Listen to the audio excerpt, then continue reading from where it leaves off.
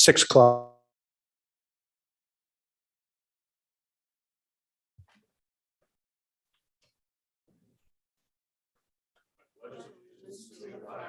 Of the United States of America, and to the republic for which it stands, one nation, under God, indivisible, with liberty and justice for all. All right, thank you. I need a motion to approve our agenda, please. So moved. Second. Moved by Rochelle, second by Ashley. All those in favor? Aye. Opposed, motion carries. First item on the agenda is to hear our presentation on the possible change to the district's Smart Start Plan. Craig, welcome. Thank you. Thank you, Chairman Corr, Board of Trustees. I have a few slides to share with you about our reason for coming to you with proposed changes. So I'll go. So at the September 14th board meeting, Dr. Demery showed us the statistics of where we're at this year as compared to last year. And the one chart showed that we had the blue was a number of positives we had all of last year, and the green was the number of positives we had the first month of school. And the same on the other side, it was the number of students quarantined in the blue, which is 582, and then the number of quarantines we had this year, which was 447. So with that, what I did is we took the look at the next couple weeks after that, and we had growing numbers, which was common across schools at the last couple of weeks. So we added 44 more positive students the next week after that Friday. And then the following Friday, we added 72 more students that were positive. Now, some of those are double counted, but that was the number of students. We had students and staff positive. And you could see the quarantines. We had 177 that following Friday, and then 232.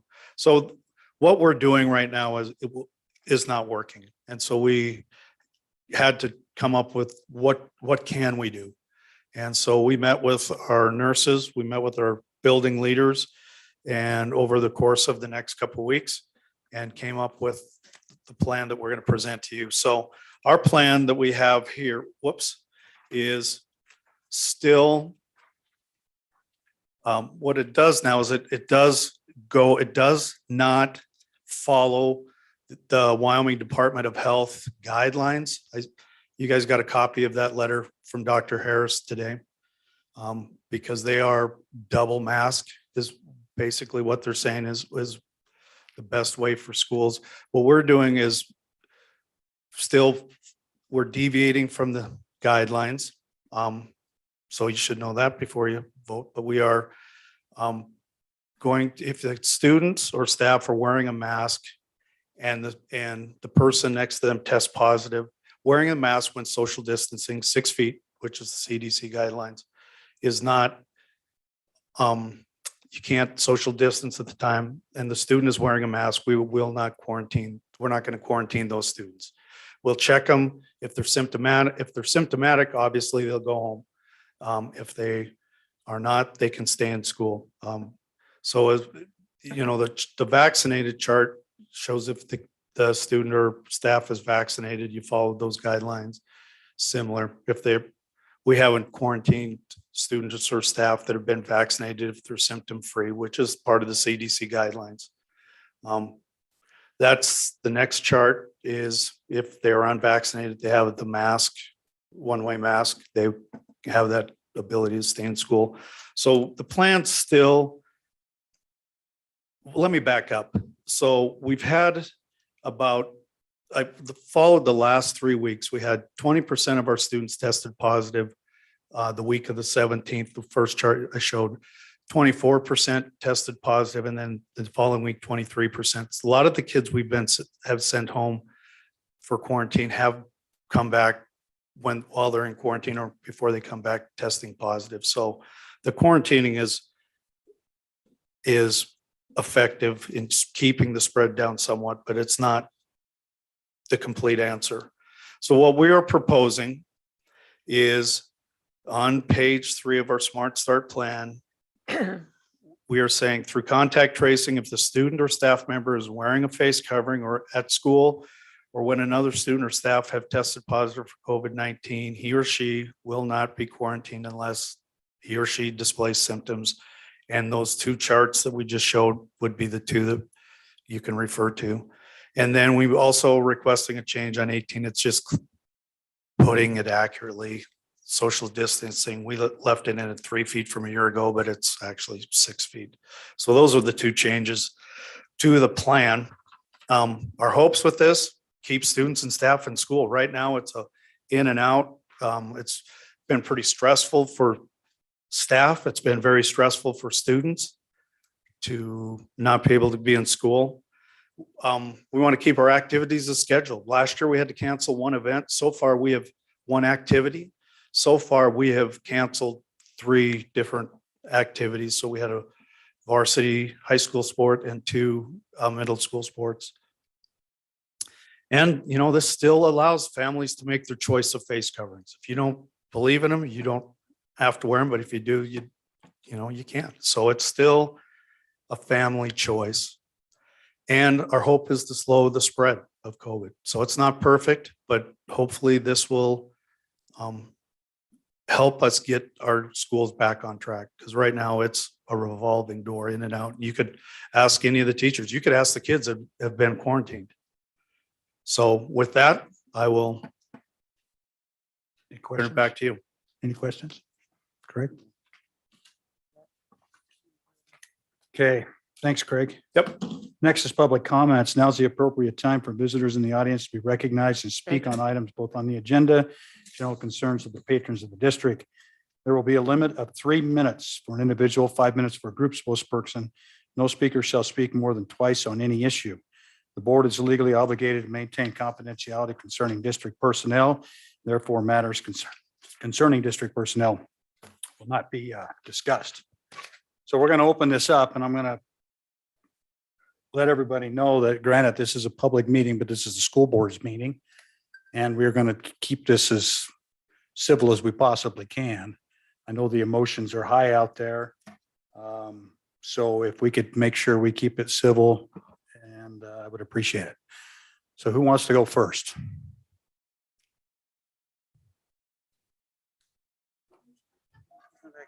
State your name. Dennis, I know who you are, but for the record. My name is Dennis Laughlin. First, I would like to thank you all for allowing me this moment to share my opinion with you and for keeping an open mind to the variety of opinions that are going to be expressed this evening. I do not envy your situation. Providing our children the best education possible in the safest manner available without acquiring the ideal safety at the expense of said education, all while not overreaching your boundaries as an elected body, is a hard balance to strike, especially in the current environment.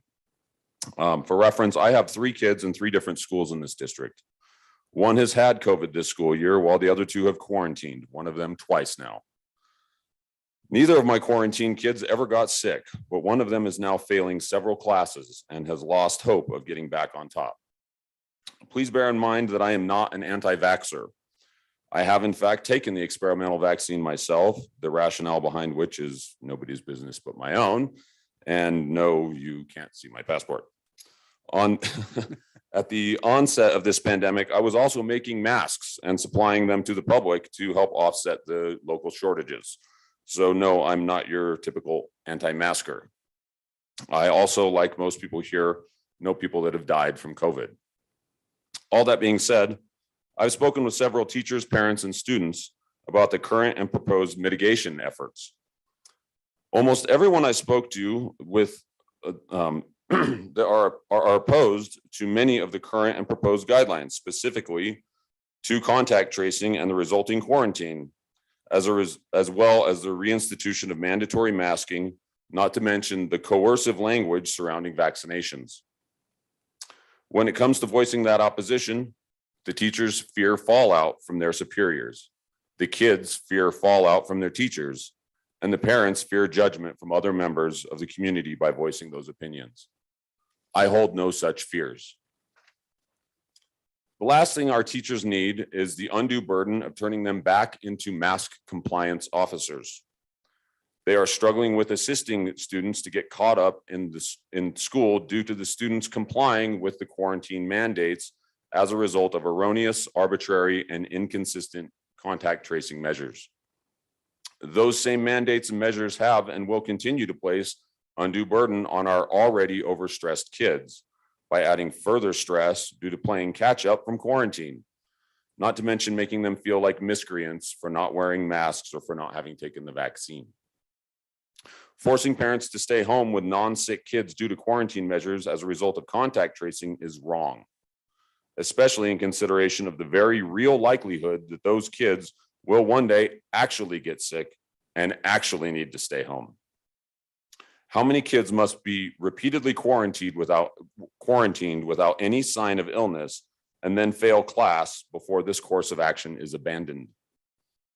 Forcing parents to choose between submitting to the coercion of putting a still experimental pharmaceutical product into their kids, the long-term effects of which are still not known, or suffer the consequences as determined by this board is wrong. That being said, I strongly advise the following: that this board immediately cease contact tracing efforts, or at the very least, revise the resulting quarantine mandate to be a mere recommendation. That this board decide against the reimposition of mandatory masking, and that this board strike all coercive language surrounding vaccines from all current and future mandates. This situation is not going to go away. COVID-19 is endemic, just like many other ailments we all face every day. The best answer is simple. If kids are sick, they should stay home. People with underlying health conditions and fears of contraction should take whatever mitigation steps they feel necessary. Every parent can already require that their children wear a mask at school or make them take the vaccine if they so choose. The onus of those decisions should rest with the parents, period, and should in no way be forced through coercive and burdensome mandates. Thank you very much for your time and consideration. All right, thank you, Dennis. I would say that we are not mandating masks. That's not what's on the table tonight. And we are trying this new program to possibly cut down on quarantines. Who's next?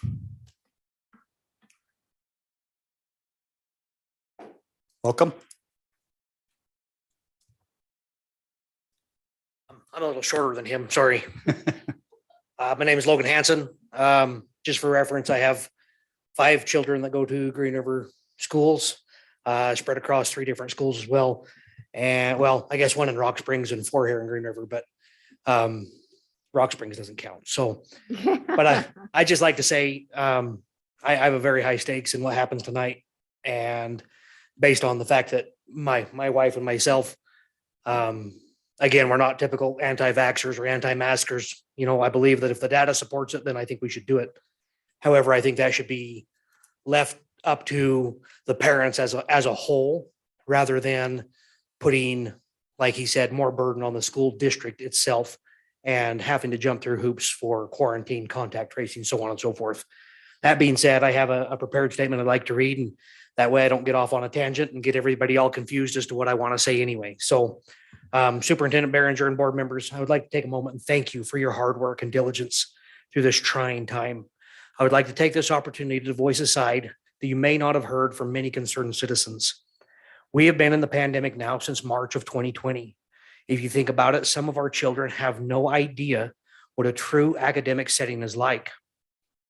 Students in kindergarten, 1st and 2nd grade have never had a normal school year. Sorry, that one hits home with me because I have a student in 2nd grade right now, and that, to him, this is all normal. And I look back at my own schooling and I shudder to think that he will never know what a normal academic setting is like. We know that children are more resilient and do not experience COVID-19 like the elderly or other adults. Unfortunately, this is the first time in history that we are more concerned about what we adults have to endure than what we are concerned about our children's mental, academic, and social and health needs. People have had the time and the availability to make their own choice to get the vaccine, and there is no reason why we as adults should continue to live in fear and mask our children or try and force others to make the same decision. The masks were supposed to protect others, which is why the CDC said we were only exempt from quarantine if both parties were wearing masks. So the proposed changes do not make any sense and do not follow what we have been told all along. We are putting our fears ahead of what is best for our children. Our U.S. Constitution, as well as our Wyoming Constitution, states in Article 1, Section 38, that each competent adult shall have the right to make their own health decisions. The parent, guardian, or legal representative of any other natural person shall have the right to make healthcare decisions for that person. Section B states that the legislator may determine reasonable and necessary restrictions on the rights granted under this section to protect the health and general welfare of the people, or to accomplish the other purposes set forth in the Wyoming Constitution. At this time, there is no legislation currently in the state of Wyoming giving authority or legal right to schools to make medical decisions or even recommendations for students and staff. Section D states that the state of Wyoming shall act to preserve these rights from undue governmental infringement. That means the first objective is to preserve these rights. Each of the board members swore an oath. The oath states, "I do solemnly swear or affirm that I will support, obey, and defend the Constitution of the United States and the Constitution of the state of Wyoming, that I have not knowingly violated any law related to my election or appointment or caused it to be done by others, and that I will discharge the duties of my office with fidelity." The statutes of this are simply stated. Wyoming Statute 21-3-122 states each member of the Board of Trustees of each school district may administer oaths within his respective school district in all matters pertaining to official school business. Furthermore, Wyoming Statute 21-3-106 states the trustees of each school district shall, within 10 days after receiving notification of their election or appointment, and after assuming the duties of their office, appear before some person qualified to administer oaths and take an oath for the faithful performance of their duties as required by law. Please take the time to think about what your position entails and what you are allowed by law to do, or even ask of the staff, parents, and children of this community. Please read your Smart Start plans and keep in mind the rights and the Constitution and the best interests of our children's education, because that should be your number one concern as an elected official representing these stakeholders at the school board meeting. Thank you very much, and I appreciate your time. All right, thank you.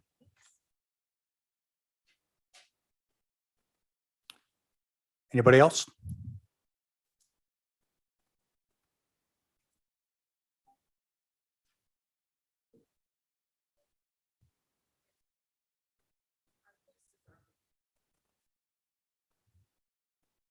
Okay.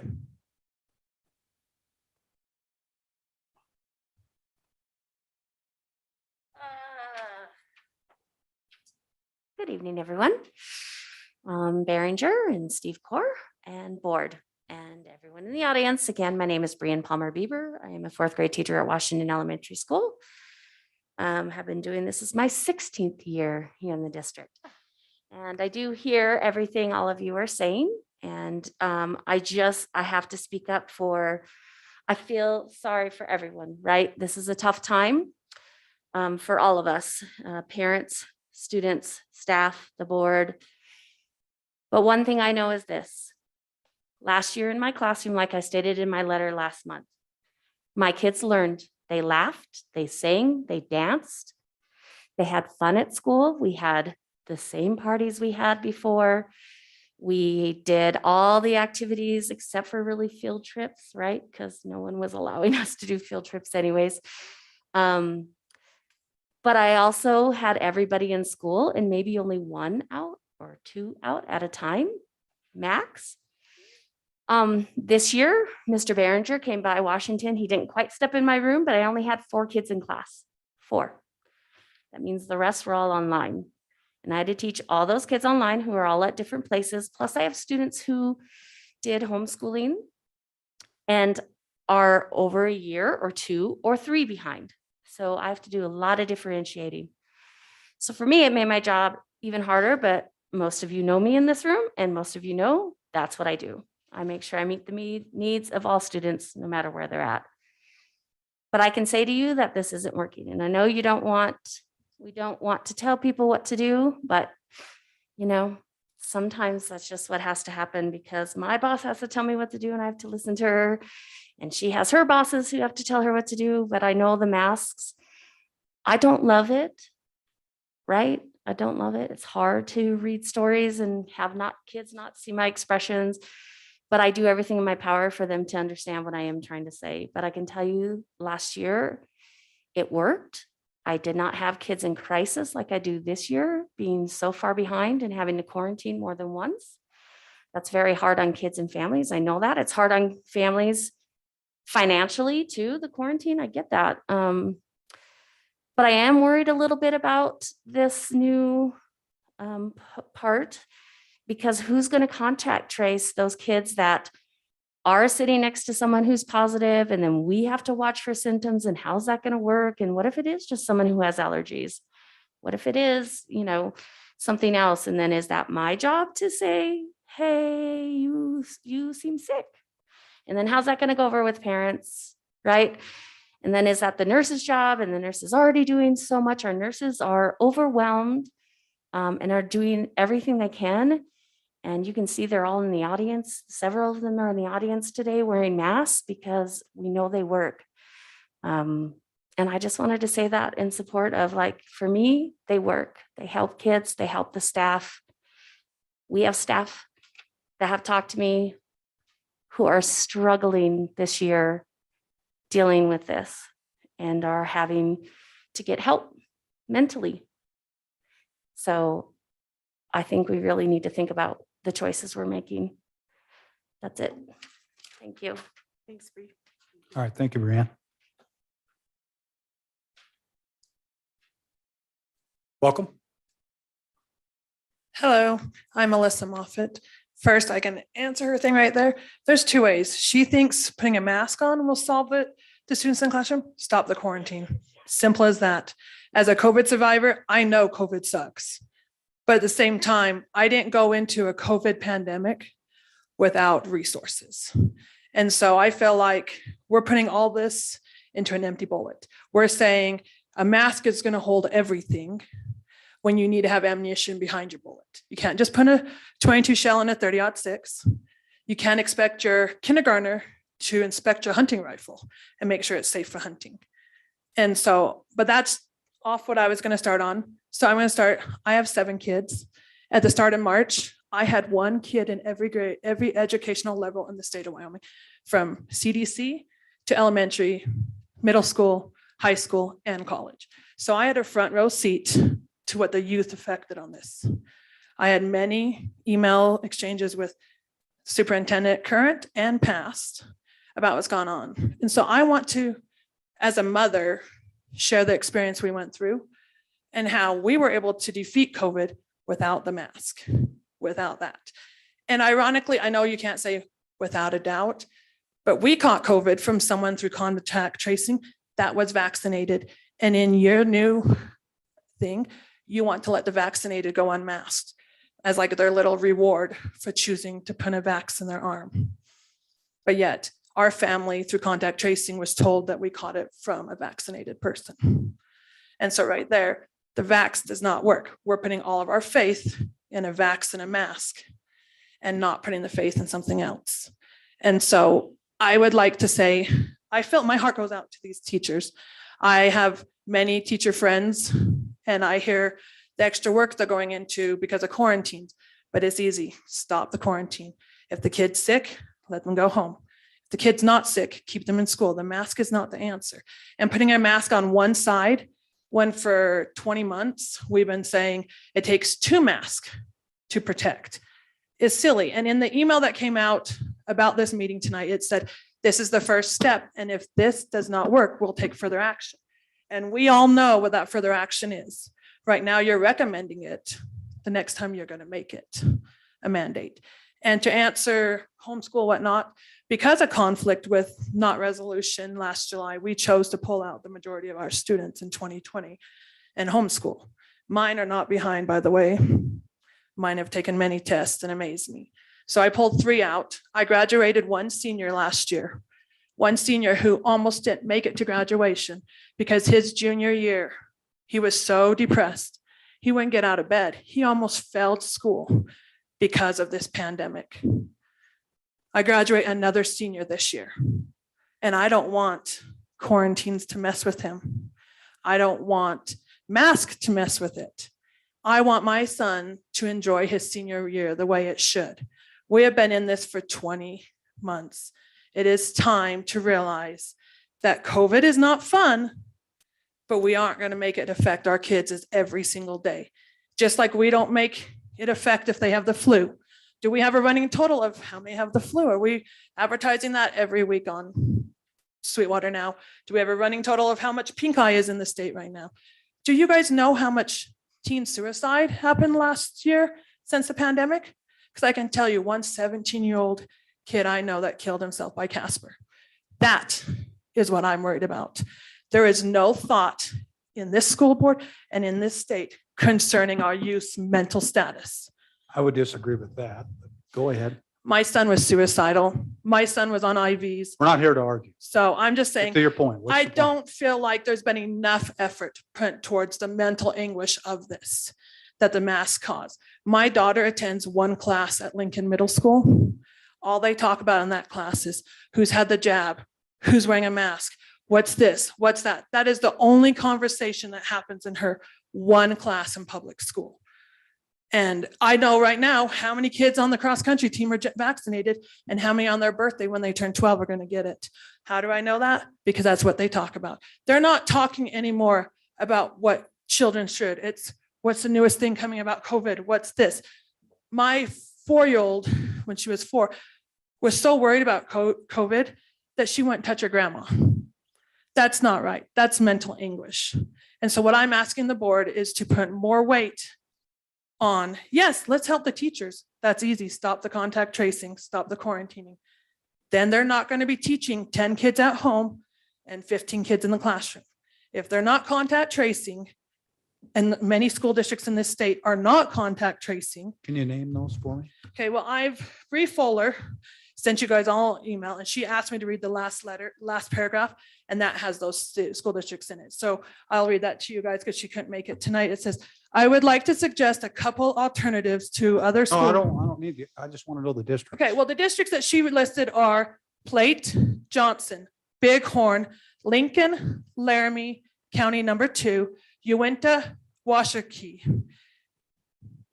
Okay. So that's, and Natrona. Yeah, sorry, I missed that at the very beginning. Okay, thank you. So I she needed wanted me to to read the last paragraph, so that's what I was going to do, but I guess you don't want to hear it. You guys all got that as an email today about it. So we would not be the only one that says, hey, our nurses are overworked, our teachers are overworked.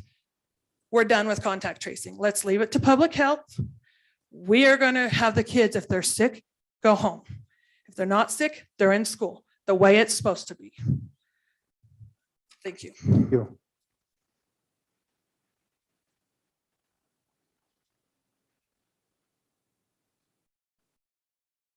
Anybody else?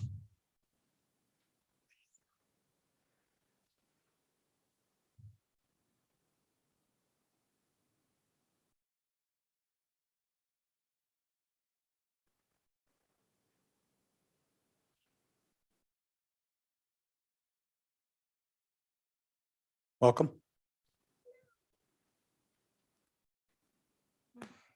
Okay. So my name is Laura Pearson. I'm a school bus driver here in this district. I'm going to put that up before I read. Anyway, I think there are a lot of solutions that we could come to. One of them being, well, first of all, I don't really think that the masks work. I know last year everyone was masked up and there weren't as many cases, but obviously there are people on the Sweetwater Now post and everything that said my kid was masked the entire time and they still got it. So I'm going to read this letter to you that I wrote to Governor Gordon, and that's going to take my time, okay? We have got to decide in these districts whether we are going to live for freedom or if we are going to live in fear.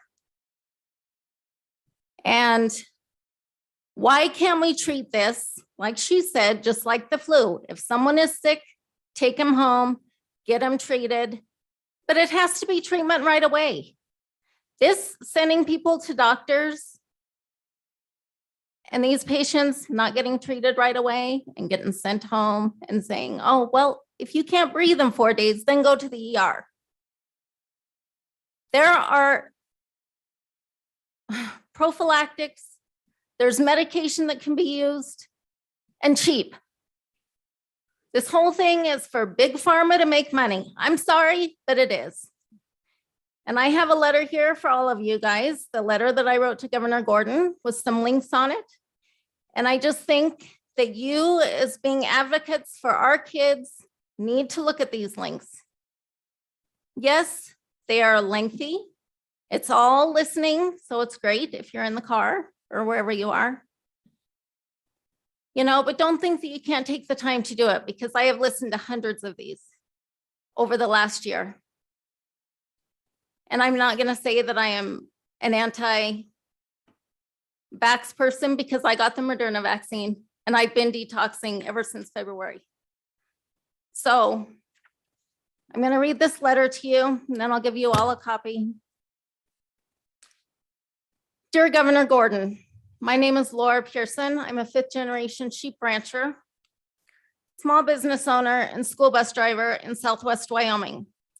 As one of your Wyoming constituents, I am contacting you, imploring that you take action upon my request.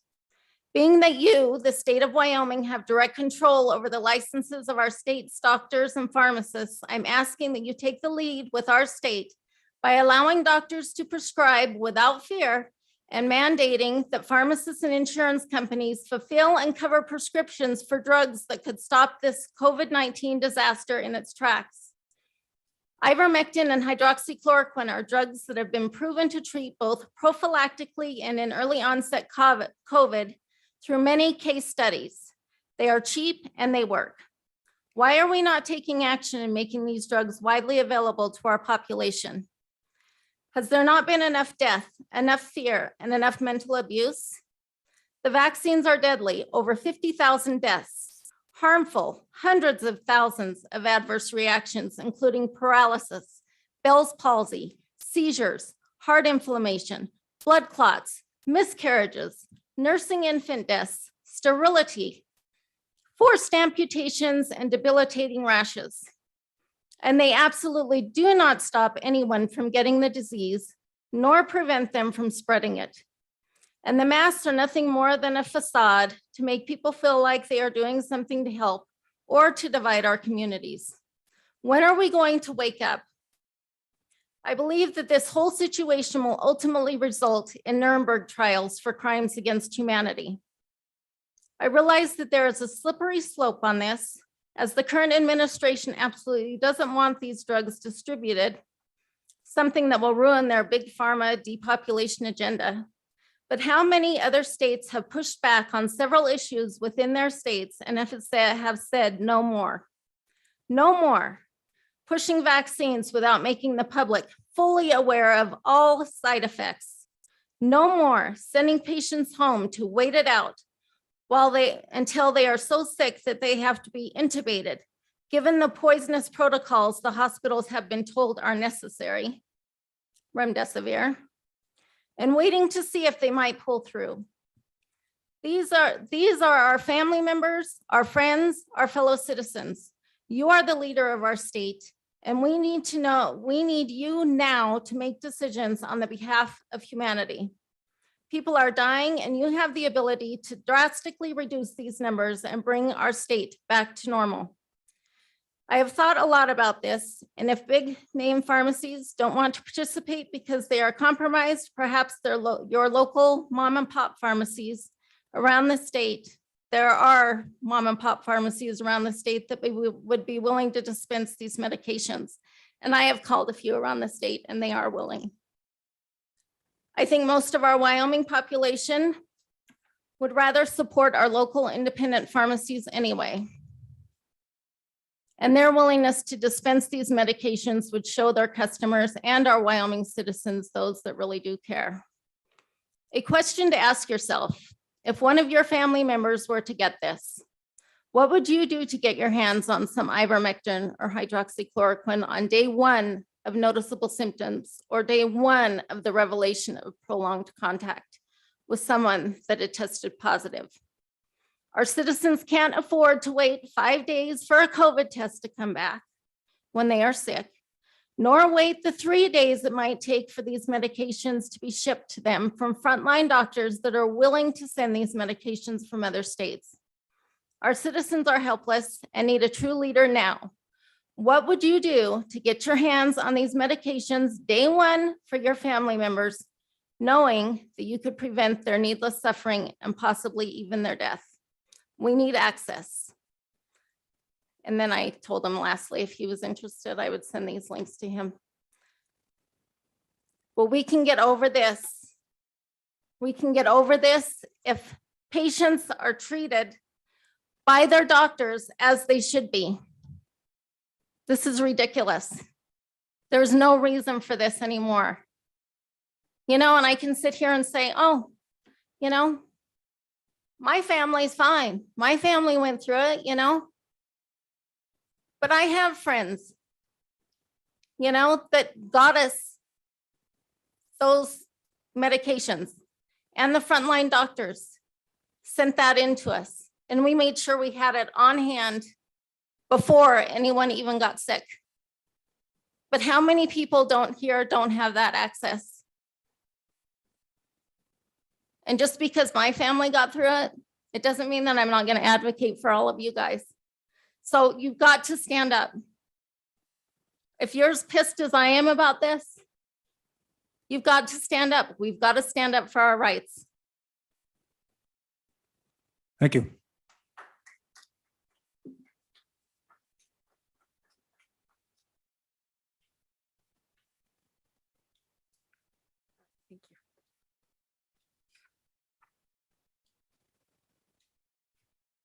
I think I might be the shortest person in this room.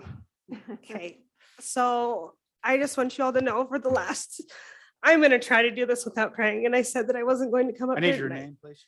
My name's Laura Pavey.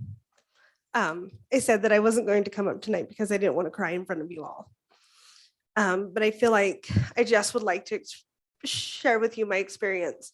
My family got COVID this summer, and we treated COVID through my household with a natural herb, bitter root.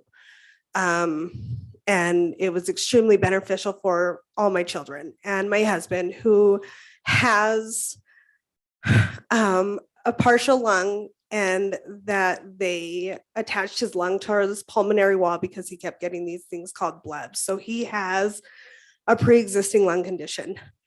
With that being said, we treated at our home. My daughter last year came down with a learning disability. She stopped learning. And we're now $17,000 in debt. And I have a diagnosis of traumatic brain injury through hypoxic episodes that they could not pinpoint when they happened. She's just turned 8 years old. She has traumatic brain injury. She's got central auditory processing disorder. She has short-term memory loss, and she has phonological dyslexia. Her doctors say that she will learn better if her teachers are unmasked, because she will be able to see their faces. They gave me countless books that I read that up until puberty, children learn better and retain better into their long-term memory bank if they are able to see faces, mouth movements, lip movements. It goes into long-term. Short-term isn't just a week or overnight. It's can be 6 months. We don't know the effects of what a mask has done to our children academically. We won't know that for years. I don't want to turn this into a mask versus anti-mask situation. My biggest concern is our oath. We are Americans. We operate off of a constitution. We are Wyomingites. We operate off of a constitution. No matter if we are on either side of the fence right now, our obligation is to uphold the law. My son got quarantined, And it ended up being he was gone out of school for 13 days. Just how long the letter said for him to stay home. I contacted an attorney and he looked at the paperwork and he said it says should on it. That is not a requirement. There is nothing in there that is a statute. There's not even a signature on my paper. I had to ask repeatedly for my contact quarantine orders. He said, I suggest to you to call up the sheriff department and have a sheriff escort your child into the building. I panicked. I got scared. I got weak. I didn't want my son to be ostracized. I didn't want to be ostracized, so I backed down. But I don't know if I'll back down the next time. My son already had COVID. I chose not to test him, but he lost his taste, so I knew that he had COVID. And we treated it at home because he wasn't sick. I was not putting my son through a COVID test when I watched my daughter cry repeatedly. Every time she had to go down to Children's Primary Hospital, and every time I had to hold her down in the front seat of my car with a nurse behind her, behind me, holding her head back, another nurse climbing into the front seat, holding my daughter's chest, and me wrapped around her legs. And then another nurse coming in with a mask on, with a face shield on, and putting something up her nose over and over and over again. They elected me to be the bad guy here, so I got to be the bad guy. Let's get to the point. Okay, What that's just do you want us to do? and that's why I'm terrified to speak, because you keep getting mad. I'm not getting mad. They elected me to be the bad guy. You I'm have just 3 saying minutes. that let's let our children stay in school. Let's quit contact what- tracing. Okay, Thank you for your thank time. you. Welcome. Hello, Chairman Core, board members, and Superintendent Behringer. So I did not come prepared to speak. I'm Michelle Cordova. I'm a school nurse in the district. Been a nurse for 37 years, worked 10 years at Primary Children's. So I know about the nurses that stick things up kids' noses.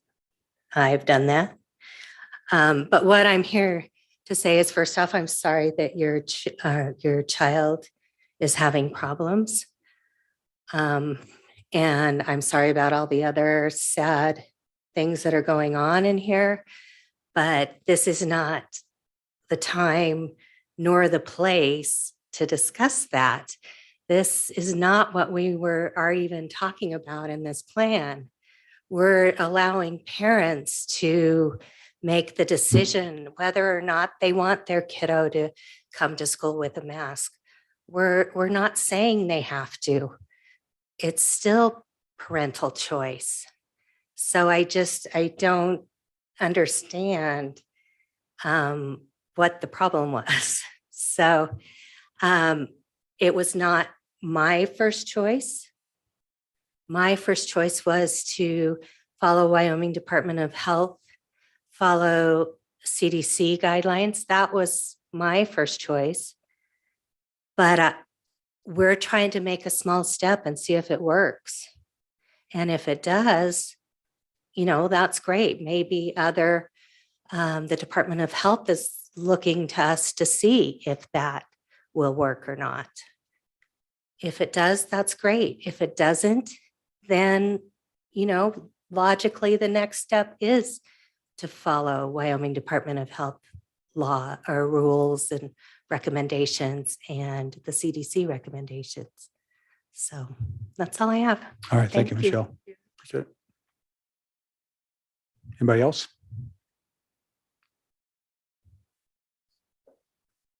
Okay, there being none, I'll close the public comment period. Under other business, consider approval of the recommendations to change the district's Smart Start plan as presented. I need a motion, please.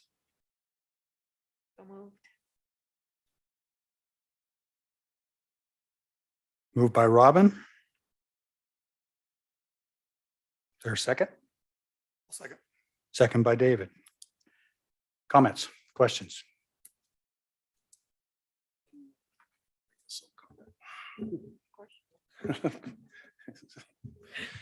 And one of the things I think that's important to me as a board member is that people have personal choice. I'm a big personal choice guy. I think this plan is still allowing for that. But I think as a district, if we allow personal choice, both sides of the equation have to be handled. The people that do not want their kids coming to school in masks, you can understand that fully. The other side, you can understand that fully. Everybody has their own religion. Everybody prays to whichever God they want to pray to. Same thing with their kids. So as a district, one of the things that we have to work hard on is accommodating both sides of that. That's not an easy step. It's not something we can do without a hell of a lot of cost, but I think this will address some of that. You know, everybody wants to keep kids safe. I've said this here before and I'll say it again. Take the car keys away and their cell phones. You want to keep them safe. I don't know, get on my horse a little bit here, but this COVID gives us a little bit of time of reflection about safety in kids beyond COVID. Okay. Number one cause of death in kids, teenagers, motor vehicle accident.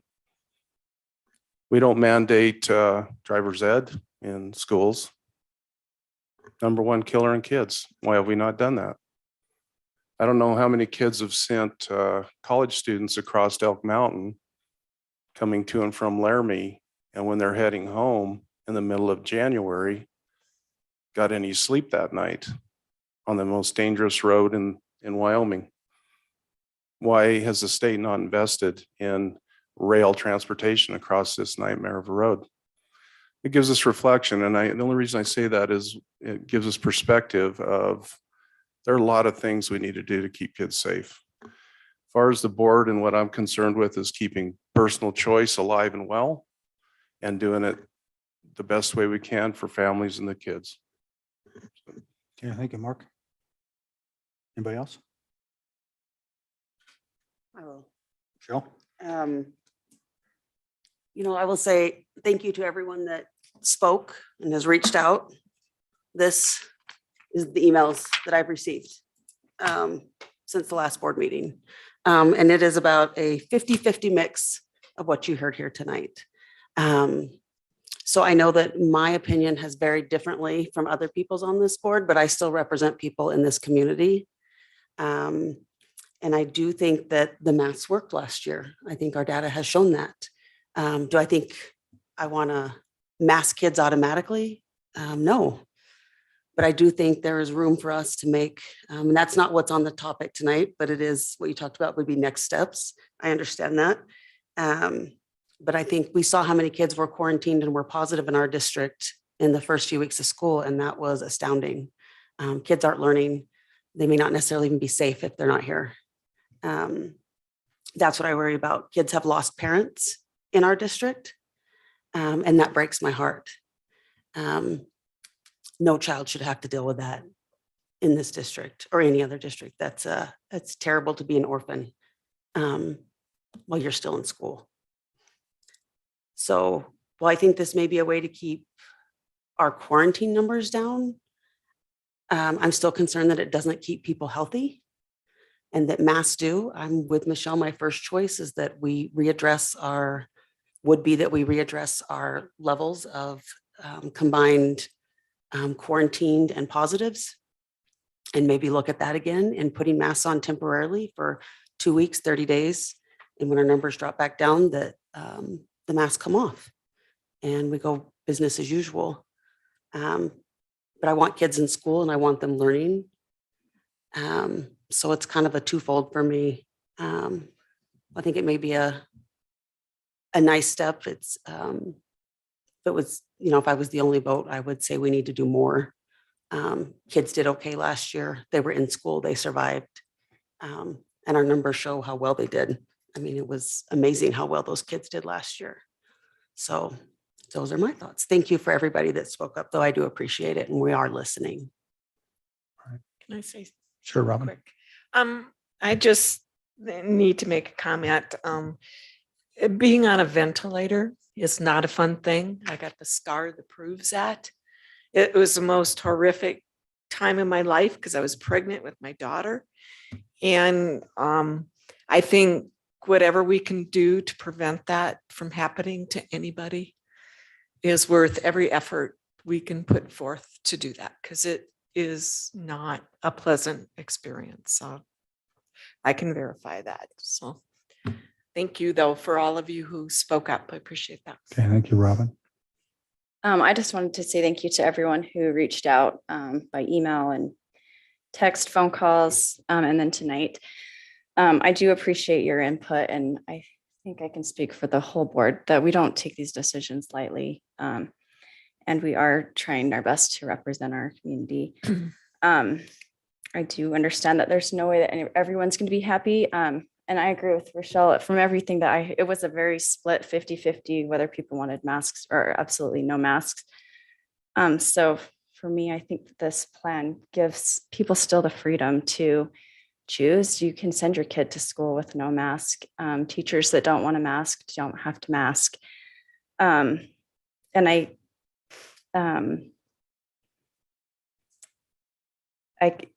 would say that in all of those emails, the one concern that everybody had was the number of quarantines and the effect that it had on their education. So I think what we're trying to do with this plan is to address that issue the best way that we can, to keep the kids in school, because it is where they need to be, to keep the teachers in school. We've had teachers out too, and it affects their classroom, and they worry about their kids that aren't learning while they're out. So I guess that's all I have. Okay, Ashley, Dave, you have anything?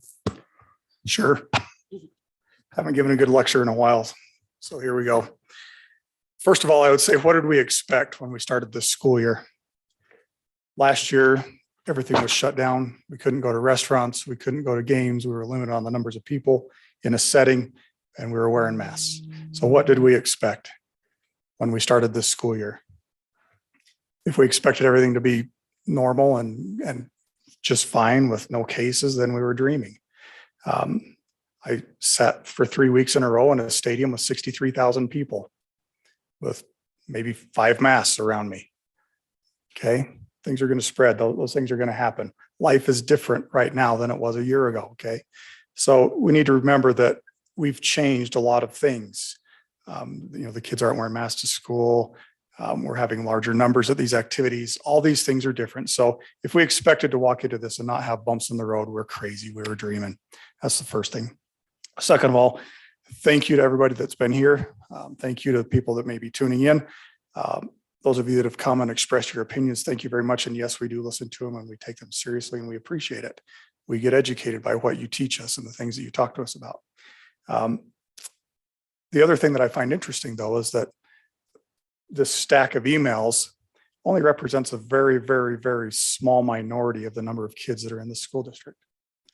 And so my other question is, what does everybody else think? Or do they trust us to do our job? And I hope that they do. I want the staff to know how much we appreciate them and we support you in everything that you've done and continue to do. You have my full support on what you've done. I appreciate what you're doing and continue to do. And I appreciate the things that you do. Now, here's some things to think about. No matter which, let me back up just a little bit. And I'm always afraid of speaking in public because I know this is going to end up on the internet or somewhere else like that. And I'm going to get misquoted. But you know what, today I don't really care. I'm a little bit disappointed in my community. We're letting something like this divide us. And yes, we are. Whether you admit it or not, we're letting something like this divide us as people. It's divided families. It's divided friendships.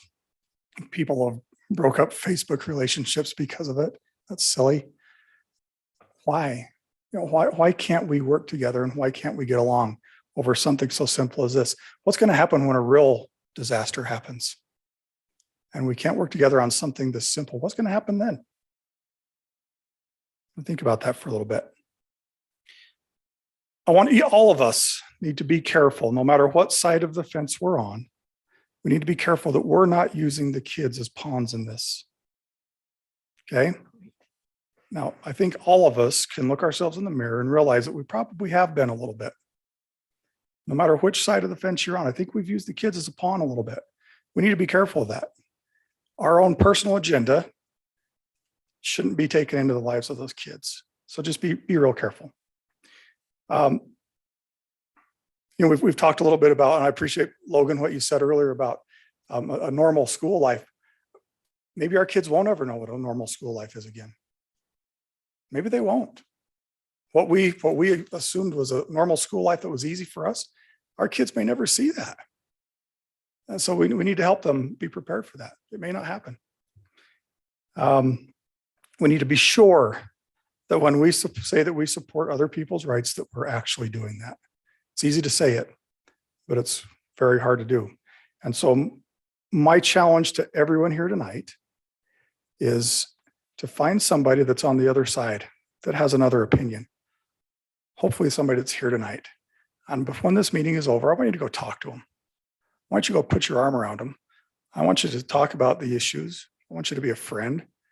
Don't let this silly situation that's happening, and I don't mean to make light of COVID, but don't let the silly situation that's happening divide this community, divide families, or divide friendships any more than it has already. That's on us if we do that. That's our fault. And we should be ashamed if we let that happen. Now, we've heard a lot about oath. I take that seriously.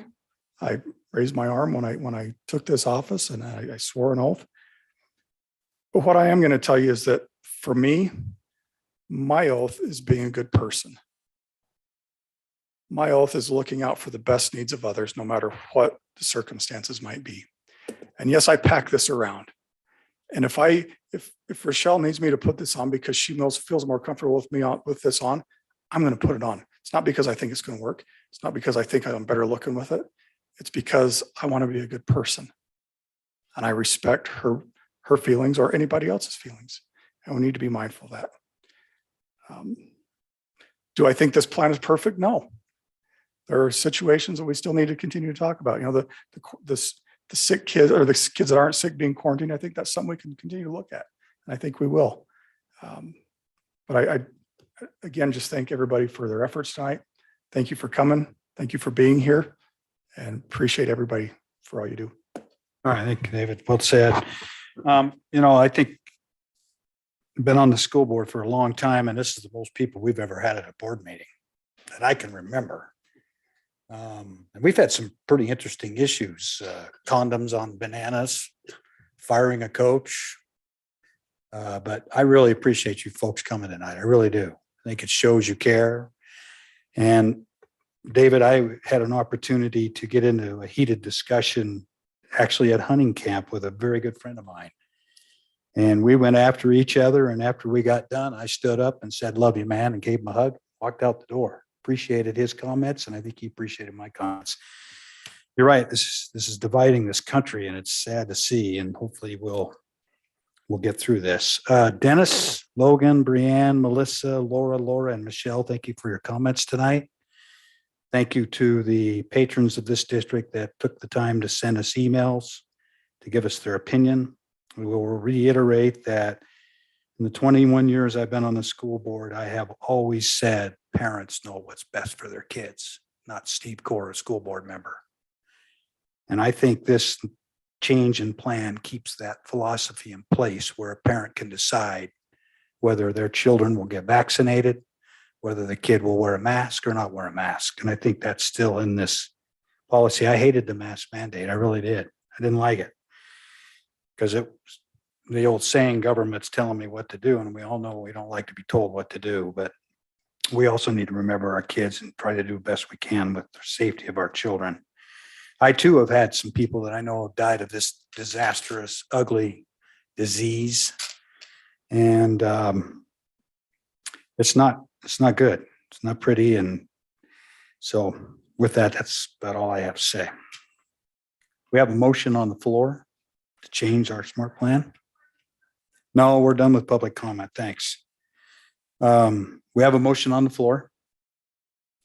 All those in favor? Aye. Opposed? Motion carries. This meeting's adjourned. Thank you.